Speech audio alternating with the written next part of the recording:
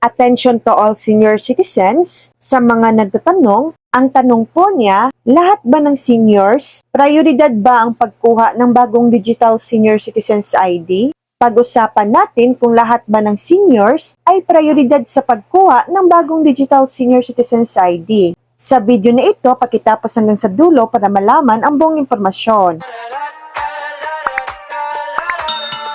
Sa pangkalahatan, kung mayroong Digital Senior Citizens ID program sa isang lugar, ang lahat ng senior citizens na residente doon ay may karapatang kumuha nito. Gayunpaman, hindi lahat ng lokal na pamahalaan or LGU ay may Digital ID program, kaya hindi ito applicable sa lahat ng senior citizens sa buong bansa. Kung may limitasyon sa pagkuha ng Digital ID, maaring magkaroon ng mga kriteriya para sa pagpili ng mga prioridad. Una, edad, mas matatandang senior citizens. Pangalawa, health conditions, senior citizens na may mga health condition na nangangailangan ng madalas na paggamit ng ID. Pangatlo, accessibility needs, senior citizens na may accessibility needs. Halimbawa, hirap sa paglalakad. Mahalagang paalala, makipag-ugnayan sa OSCA. Mahalagang paalala, una, makipag-ugnayan sa OSCA, ang pinakamahusay na paraan para malaman ang tungkol sa Digital ID program at kung paano mag-apply